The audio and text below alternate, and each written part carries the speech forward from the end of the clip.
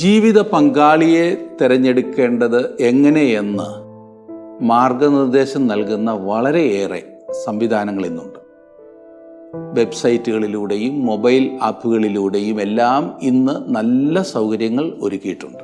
എന്നാൽ മറ്റേതൊരു കാലത്തെക്കാളുമേറെ വിവാഹമോചനങ്ങളും ഗാർഹിക പീഡനങ്ങളും ചതികളും ഇന്ന് നാം കാണുന്നുമുണ്ട്. ഈ വിഷയത്തിൽ ദൈവവചനം എന്തു പറയുന്നു എന്നതാണ് നമ്മുടെ പഠനം. ഇസ്ഹാക്കിന് ഭാര്യയെ കണ്ടുപിടിക്കുവാൻ അബ്രഹാം തൻ്റെ ദാസനെ അയക്കുന്ന സംഭവമാണ് നാം ഇന്നത്തെ ക്ലാസ്സിൽ പഠിക്കുവാൻ പോകുന്നത്. ശ്രദ്ധിച്ച് പഠിച്ചാട്ടെ. പ്രത്യേകിച്ച് നമുക്കും നമ്മുടെ തലമുറയ്ക്കും വളരെ പ്രയോജനം ചെയ്യുന്ന ചില അറിവുകൾ ഇവിടെ നിന്ന് നമുക്ക് ലഭിക്കുന്നതാണ് ദൈവവചനത്തിൻ്റെ അടിസ്ഥാനത്തിൽ. ശ്രദ്ധിച്ചാട്ടെ.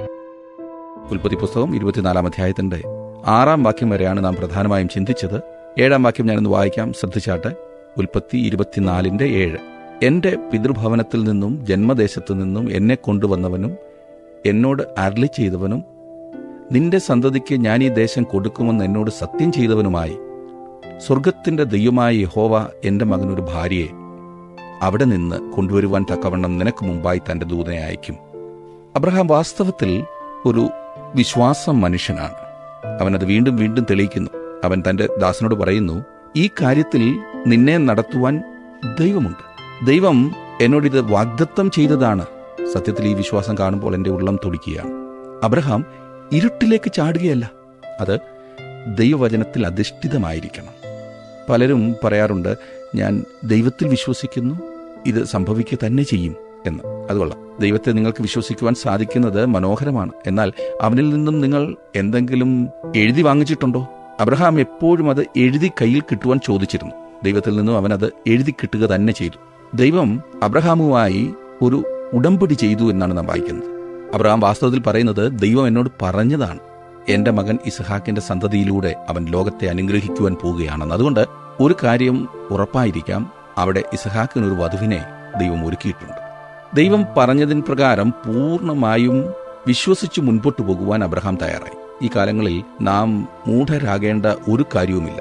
വിശ്വാസം എന്നത് മൂഢത്തരമല്ല, അത് വ്യക്തമായി ഒന്നിൽ ആശ്രയിക്കുന്നതാണ്. അതെപ്പോഴും യുക്തിപരമാണ്.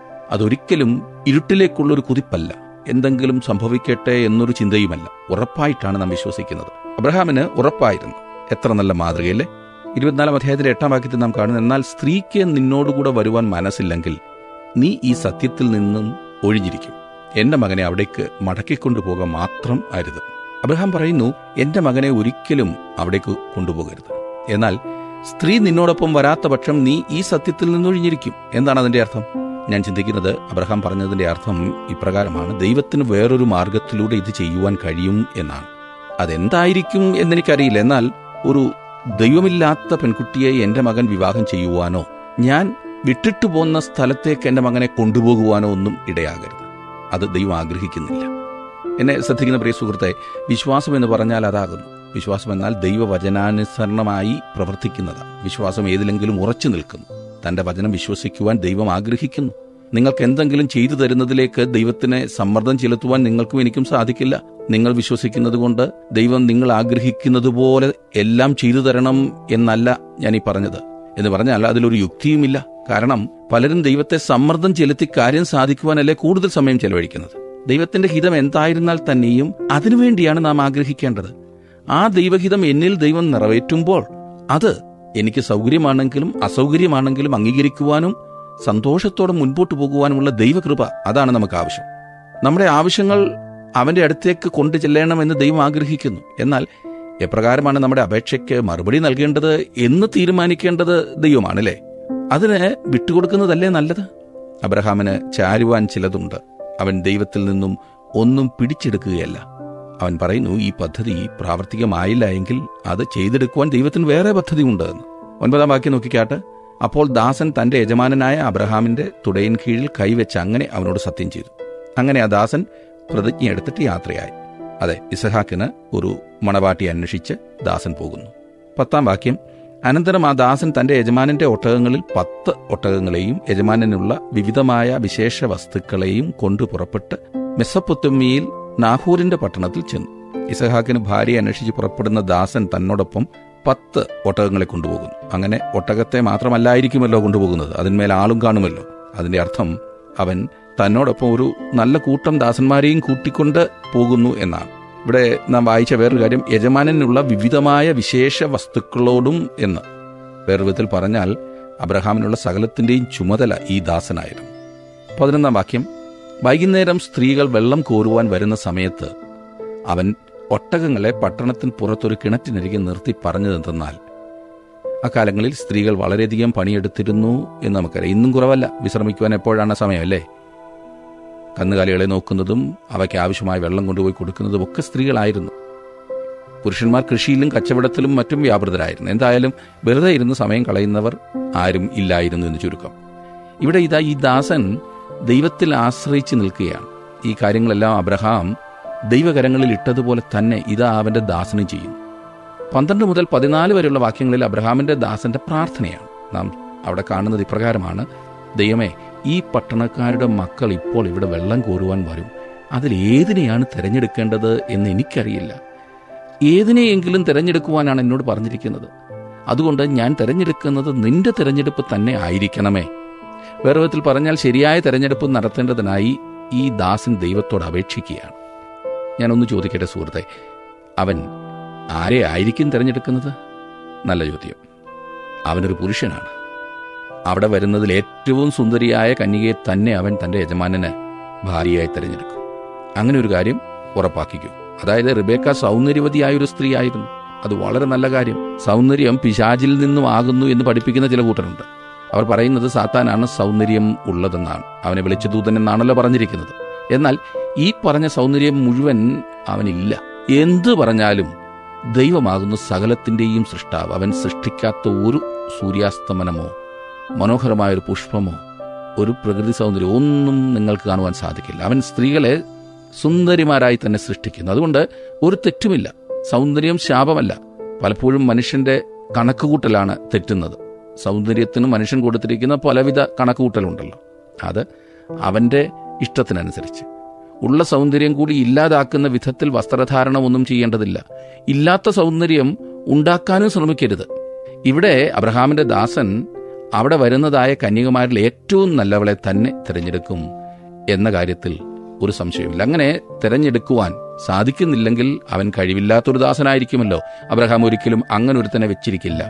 15ഉം 16ഉം വാക്യങ്ങളിൽ അവൻ പറഞ്ഞു തീരും മുമ്പേ അബ്രഹാമിന്റെ സഹോദരനായ നാഹോരിന്റെ ഭാര്യ മിൽക്കയുടെ മകൻ ബെഥുവേലിന്റെ മകൾ റിബേക്ക തോളിൽ പാത്രവുമായി വന്നു.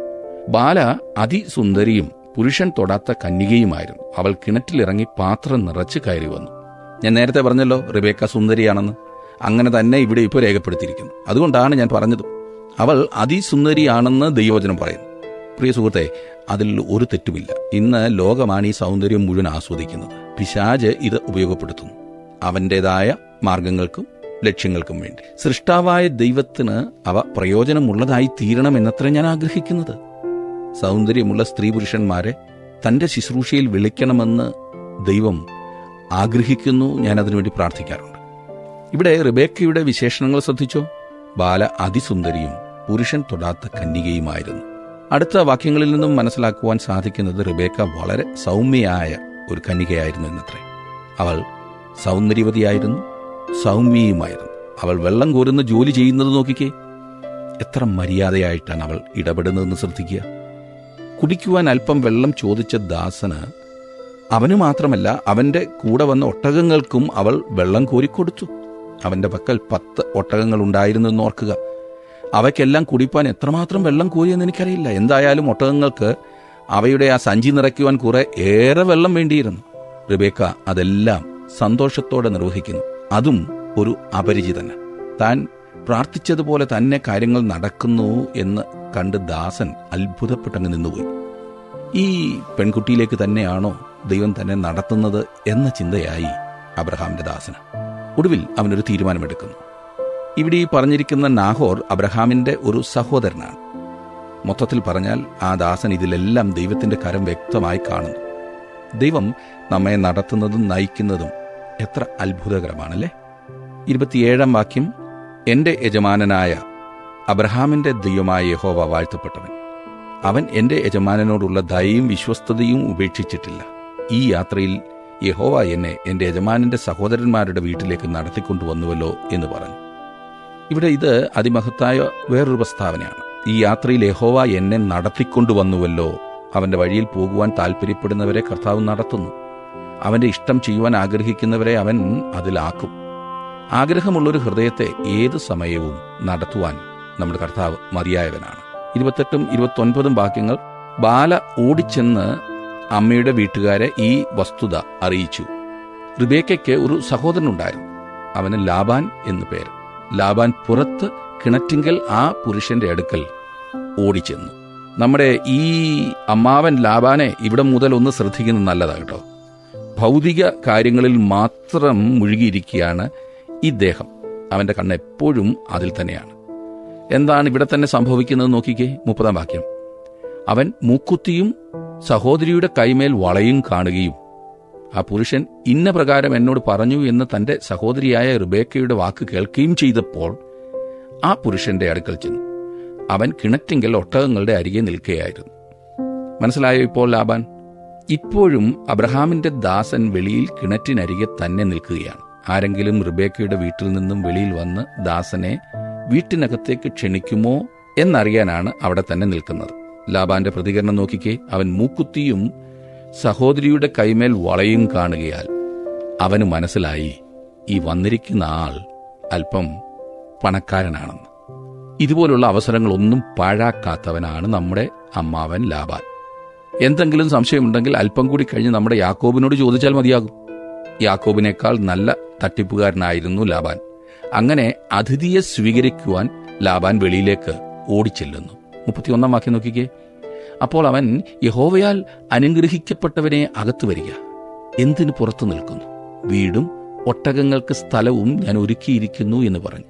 അപ്പോൾ നമ്മുടെ ലാബാനും ഗ്രഹിച്ചിട്ടുണ്ട് ജീവനുള്ള ഒരു ദൈവമുണ്ടെന്നും അവനാകുന്നു സൃഷ്ടാവെന്നും ഒരേ ഒരു ദൈവം അവനാണെന്നും.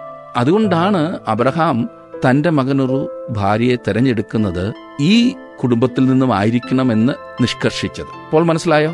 32 വാക്യത്തിൽ നാം കാണുന്നത്, അങ്ങനെ ആ പുരുഷൻ വീട്ടിൽ ചെന്നു. അവൻ ഒട്ടകങ്ങളെ കോപ്പഴിച്ച് ഒട്ടകങ്ങൾക്ക് വൈക്കോലും തീനും അവനും കൂടെയുള്ളവർക്കും കാലുകളെ കഴുകുവാൻ വെള്ളവും കൊടുത്തു.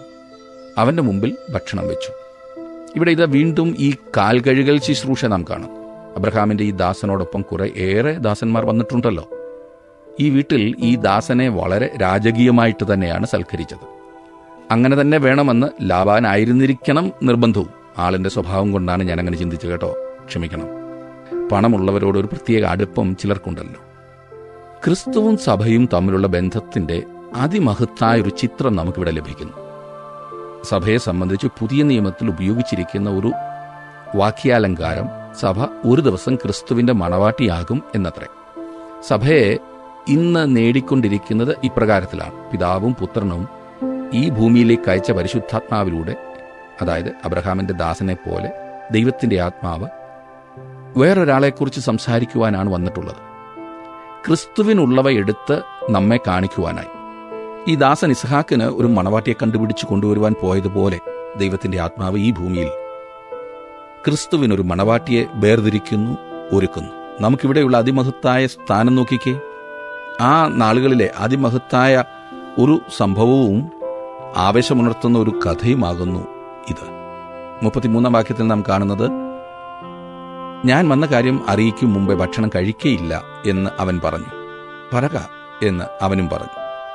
അബ്രഹാമിന്റെ ദാസൻ പറയുന്നത് ശ്രദ്ധിച്ചോ. ഞാൻ എന്തെങ്കിലും ഭക്ഷണം കഴിക്കുന്നതിന് മുൻപ് ഞാൻ വന്നത് എന്തിനാകുന്നു എന്ന് പറയണം. ഈ മറ്റൊരുവനെക്കുറിച്ച് അറിയിക്കുവാനായി ഈ ലോകത്തിലേക്ക് വന്ന പരിശുദ്ധാത്മാവിന്റെ സ്വഭാവ ഗുണവും ഇതത്രേ. ദൈവത്തെ സംബന്ധിച്ച് പ്രാഥമികമായുള്ള ജോലി അതാകുന്നു. വളരെ പ്രധാനപ്പെട്ട മറ്റു ജോലികളും ഉണ്ടെന്ന് എനിക്കറിയാം. ഭരണചക്രം തിരിക്കുന്നവർ, വലിയ വലിയ സഹകരണ സംഘങ്ങൾ, വലിയ വലിയ കമ്പനികൾ, ഇവയെല്ലാം പ്രധാനപ്പെട്ടവയാകുന്നു. എന്നാൽ ഈ വലിയ കമ്പനികൾ മൂലമല്ല ദൈവം ലോകത്തോട് ഇടപെടുന്നത്. ദൈവത്തെ സംബന്ധിച്ചിടത്തോളം പ്രാഥമികമായുള്ള കാര്യം ലോകത്തിലെ മനുഷ്യരോട് ക്രിസ്തുവിനെ അറിയിക്കുക എന്നതാണ്.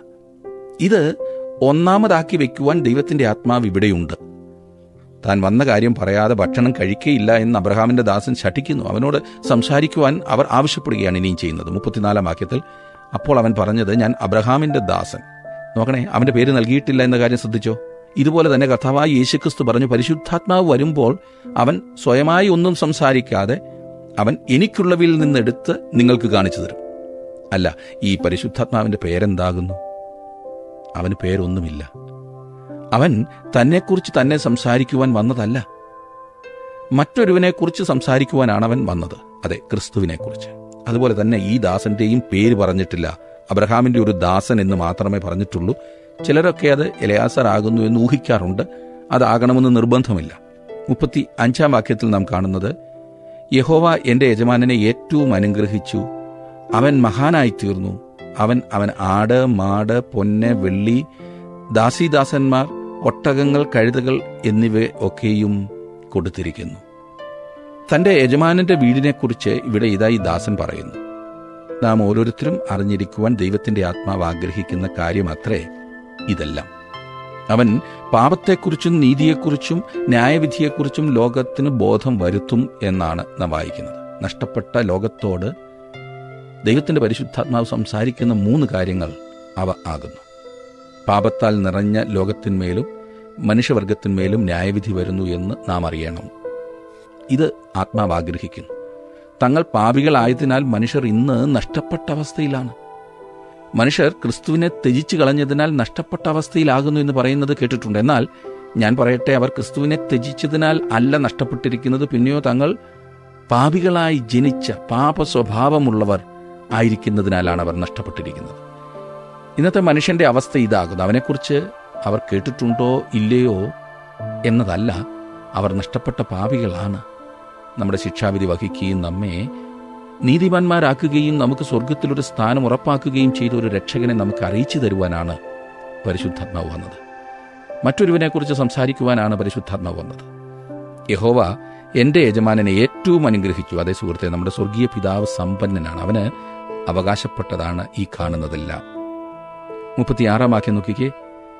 ഈ ദാസൻ പറയുകയാണ്, എന്റെ യജമാനന്റെ ഭാര്യയായ സാറ വൃദ്ധയായ ശേഷം എന്റെ യജമാനൻ ഒരു മകനെ പ്രസവിച്ചു.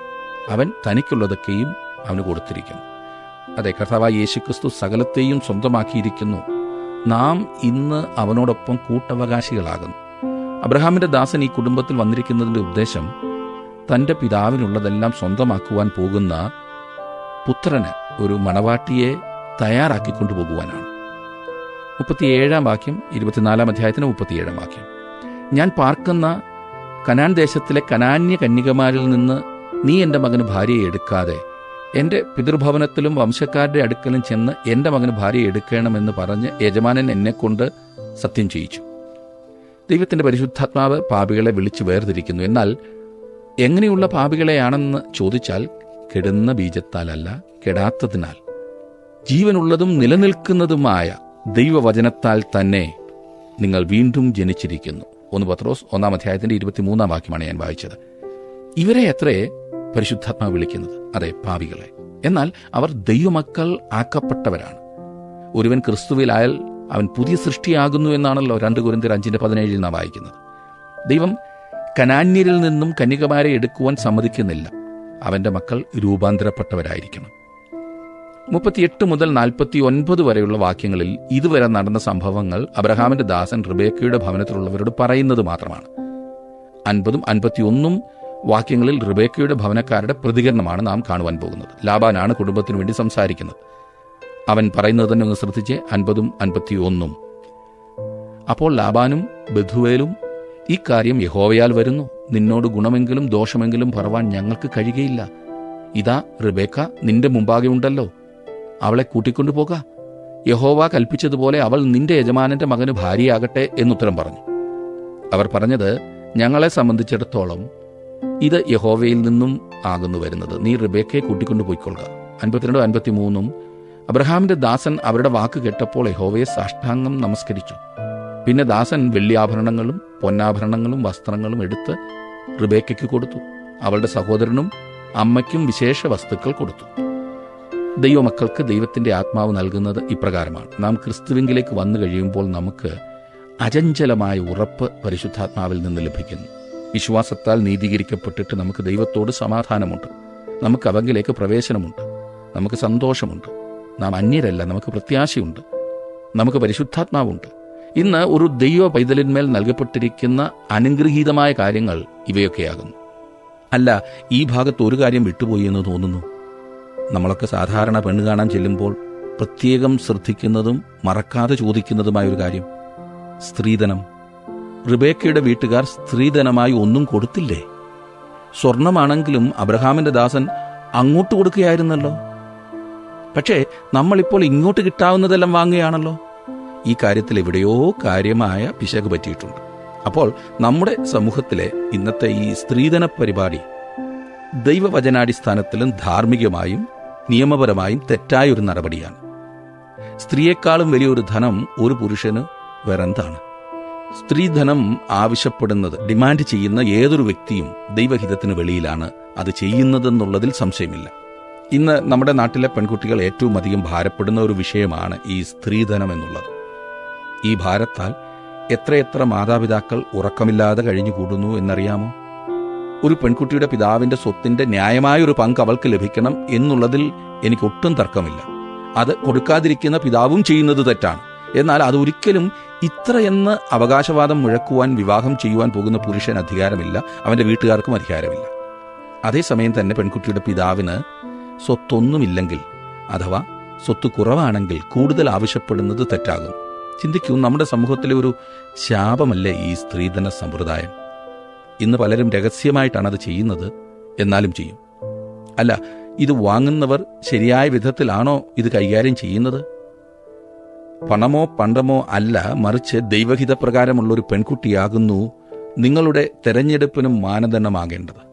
വിദേശത്തു നിന്നും വളരെയധികം പണം നമ്മുടെ നാട്ടിൽ ലഭിക്കുന്നതിനാൽ 10 ലക്ഷമോ 50 ലക്ഷമോ കോടികളോ ഒക്കെ കൊടുക്കുവാൻ ഇന്ന് പലർക്കും പ്രയാസമില്ല. എന്നാൽ പാവപ്പെട്ടവന്റെ കാര്യം കൂടി ഒന്ന് ചിന്തിക്കൂ. നമ്മുടെ മൂല്യങ്ങൾ തകിടം മറിഞ്ഞിരിക്കുകയാണ്. റിബേക്കയുടെ വീട്ടുകാരോട് അബ്രഹാമിന്റെ ദാസൻ ഇടപെടുന്ന വിധം നോക്കുക. ഇന്ന് വിവാഹം ഒരു പവിത്രമായ ശുശ്രൂഷ അല്ലല്ലോ, മിക്കവാറും കച്ചവടം. 54 55 വാക്യങ്ങളിൽ അവനും കൂടെയുള്ളവരും ഭക്ഷിച്ചു പാനം ചെയ്ത് രാപാർത്തു. രാവിലെ അവർ എഴുന്നേറ്റ ശേഷം അവൻ, എന്റെ യജമാനന്റെ അടുക്കൽ എന്നെ അയക്കണമേ എന്ന് പറഞ്ഞു. അതിന് അവളുടെ സഹോദരനും അമ്മയും, ബാല ഒരു 10 ദിവസമെങ്കിലും ഞങ്ങളോടുകൂടെ പാർത്തിട്ട് പിന്നെ പോരട്ടെ എന്ന് പറഞ്ഞു. അടുത്ത പ്രഭാതത്തിൽ തന്നെ ദാസൻ പറയുന്നു, എനിക്ക് എന്റെ വഴിക്ക് പോകണമെന്ന്. ഞാൻ പറയട്ടെ, ഈ സംഭവിച്ചത് അവന് വലിയ നേട്ടമായി. അതിന് റിബേക്കയുടെ സഹോദരന്റെ മറുപടി രസകരമായിരിക്കുന്നു. എന്താ ഇത്ര ധൃതി? അവളോട് വിട ചൊല്ലുവാൻ ഞങ്ങൾക്ക് ഒരു 10 ദിവസം തരണം. ഇതൊക്കെ ഞങ്ങൾ അവളോടൊന്ന് സംസാരിക്കണ്ടായോ? 56 57 വാക്യങ്ങളിൽ നാം വായിക്കുന്നത്, അവൻ അവരോട്, എന്നെ താമസിപ്പിക്കരുതേ, യഹോവ എന്റെ യാത്ര സഫലമാക്കിയിരിക്കുന്നുവല്ലോ, യജമാനന്റെ അടുക്കൽ പോകുവാൻ എന്നെ പറഞ്ഞയക്കണം എന്ന് പറഞ്ഞു. ഞങ്ങൾ ബാലയെ വിളിച്ച് അവളോട് ചോദിക്കട്ടെ എന്ന് അവർ പറഞ്ഞു. ഇനിയും നാം നോക്കുന്നത് വളരെ പ്രധാനപ്പെട്ട ഈ ഒരു ഭാഗത്തേക്കാണ്, വളരെ ആശ്ചര്യജനകമായ ഒരു ഭാഗം. ഇത് കൈവിട്ടു പോകരുത്. 58 വാക്യത്തിൽ നാം കാണുന്നത്, അവർ റിബേക്കയെ വിളിച്ച് അവളോട്, നീ ഈ പുരുഷനോടുകൂടെ പോകുന്നുവോ എന്ന് ചോദിച്ചു. ഞാൻ പോകുന്നു എന്ന് അവൾ പറഞ്ഞു. ഈ സംഭവത്തെ നമുക്കൊന്നുകൂടി ഒന്ന് ശ്രദ്ധിച്ച് പഠിക്കണം. മനുഷ്യന്റെ ആരംഭത്തോടടുത്ത് നടന്ന ഒരു സംഭവം അത്ര ഇത്. അല്ല, ഇത് നടക്കുമ്പോൾ മനുഷ്യൻ ഈ ഭൂമിയിൽ ആയിരക്കണക്കിന് വർഷങ്ങൾ പിന്നിട്ടിരുന്നു എന്നത് സത്യമാണ്. നമ്മെ സംബന്ധിച്ചിടത്തോളം ഇത് ഏകദേശം 4000 വർഷങ്ങൾക്ക് മുമ്പാണ് സംഭവിക്കുന്നത്. ഈ കുടുംബം ഒരു അതിഥിയെ സൽക്കരിക്കുകയാണ്. അതെ, ഒരു അപരിചിതനെ. അവനെ രാജകീയമായി തന്നെ അവർ സൽക്കരിക്കുകയാണ്. അവർ അവന്റെ ഒട്ടകങ്ങൾക്ക് തീറ്റ കൊടുത്തു, ദാസന്മാരുടെ കാര്യവും ശ്രദ്ധിച്ചു. അവന് ഒരു വലിയ വിരുന്ന് നൽകി. എന്നാൽ അത് ഭക്ഷിക്കുന്നതിന് മുമ്പ് അവന് താൻ വന്ന കാര്യം പറയണം എന്നായി. അങ്ങനെ അവൻ താൻ വന്ന ആശ്ചര്യകരമായ ദൗത്യം നിറവേറ്റുന്നു.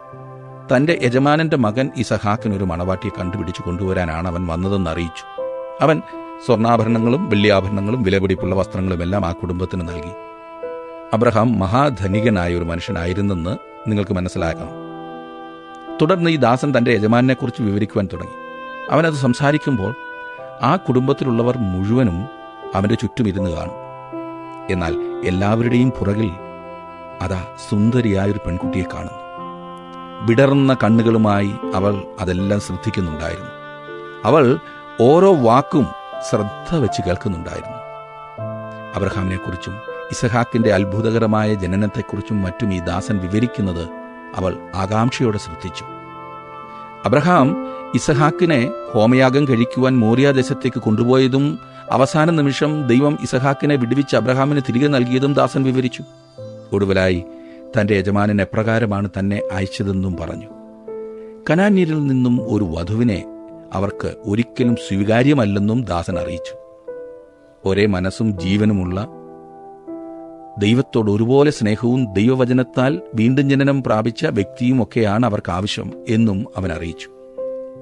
അങ്ങനൊരു മണവാട്ടിയെയാണ് അവൻ അന്വേഷിക്കുന്നതെന്ന് പറഞ്ഞു. ഇവിടെ നടന്ന സംഭാഷണം മുഴുവനും റിബേക്ക ശ്രദ്ധയോടെ കേട്ടുകൊണ്ടിരിക്കുകയായിരുന്നു. ഇപ്പോൾ ഇതാ അവർ അവളുടെ അടുത്തേക്ക് തിരിയുന്നു. ഇതുവരെ ആരും അവൾക്ക് അത്ര പ്രാധാന്യം നൽകിയിരുന്നില്ല. ഇപ്പോൾ എല്ലാ കണ്ണുകളും അവളിലേക്ക് തിരിഞ്ഞു. എന്നിട്ട് അവർ ചോദിക്കുകയാണ്, റിബേക്കേ, നീ എന്ത് പറയുന്നു? നീ ഈ മനുഷ്യനോടുകൂടെ പോകുന്നുവോ? അവൾ ഉപാധി പറയുകയോ കാടും പടർപ്പും തല്ലി സംസാരിക്കുകയോ മടി കാണിക്കുകയോ ഒന്നും ചെയ്തില്ല. അവൾ നേരെ അങ്ങടിച്ചു, ഞാൻ പോകുന്നു. കർത്താവായ യേശുക്രിസ്തു തന്റെ ശിഷ്യന്മാരാകുവാൻ വിളിച്ചവർ ഈ പറഞ്ഞതുപോലെ ഉടനടി തീരുമാനമെടുത്തിട്ടുള്ളത് നിങ്ങൾ ശ്രദ്ധിച്ചിട്ടുണ്ടോ? അവർ പടകും വലയും ഉപേക്ഷിച്ച് അവനെ അനുഗമിച്ചു. അവർ അവനോടൊപ്പം ചെല്ലുകയുണ്ടായി. പരിശുദ്ധാത്മാവ് ഇന്നും ക്ഷണിച്ചുകൊണ്ടിരിക്കുകയാണ്. അവനത്രേ ആ ദാസന്റെ ഭാഗം എടുത്തിരിക്കുന്നത്. ലോകത്തിനു വേണ്ടി മരിക്കുവാനായി പിതാവും പരിശുദ്ധാത്മാവും കൂടി പുത്രനെ ലോകത്തിലേക്ക് അയച്ചു. തുടർന്ന് പുത്രൻ സ്വർഗത്തിലേക്ക് കരേറി ചെന്നപ്പോൾ ആശ്വാസദായകനായ പരിശുദ്ധാത്മാവിനെ നമുക്ക് അയച്ചു തരാം എന്ന് അവൻ പറഞ്ഞു. ആത്മാവ് ഇപ്പോൾ ഭൂമിയിൽ വന്ന് ഒരു മണവാട്ടിയെ വിളിച്ചു വേർതിരിക്കുന്നു. അവൻ ചോദിക്കുന്നത്, നിങ്ങൾ പോകുമോ? ഇവിടെ ഇതാ നിങ്ങൾക്കായി മരിച്ച ഒരു വ്യക്തി, അവൻ നിങ്ങളെ രക്ഷിക്കും. നിങ്ങൾ ഒന്നാമത് വീണ്ടെടുക്കപ്പെടണം. ഒരു പാപിയായി തന്നെ നിങ്ങൾ അവന്റെ അടുത്തേക്ക് വരണം. നിങ്ങളുടെ യഥാർത്ഥ സ്ഥാനമെടുക്കണം. എന്നിട്ട് അവനെ നിങ്ങളുടെ രക്ഷകനായി അംഗീകരിക്കണം. അങ്ങനെ ചെയ്യുമ്പോൾ നിങ്ങൾ വീണ്ടും ജനനം പ്രാപിക്കും. നിങ്ങളൊരു ദൈവ പൈതലാകും. അങ്ങനെ ഒരു ദിവസം അവന്റെ മണവാട്ടിയായി തീരുന്ന സഭയിൽ നിങ്ങളെയും ഒരു അംഗമാക്കും. ഇന്നത്തെ പഠനം നിങ്ങൾക്ക് അനുഗ്രഹപ്രദമായിരുന്നു എന്ന് വിശ്വസിക്കുന്നു. തുടർന്നും ഈ പഠനത്തിൽ പങ്കെടുത്താട്ടെ. ദൈവം നിങ്ങളെ അനുഗ്രഹിക്കട്ടെ. ദൈവകൃപ നിങ്ങളോടുകൂടെ ഇരിക്കുമാറാകട്ടെ.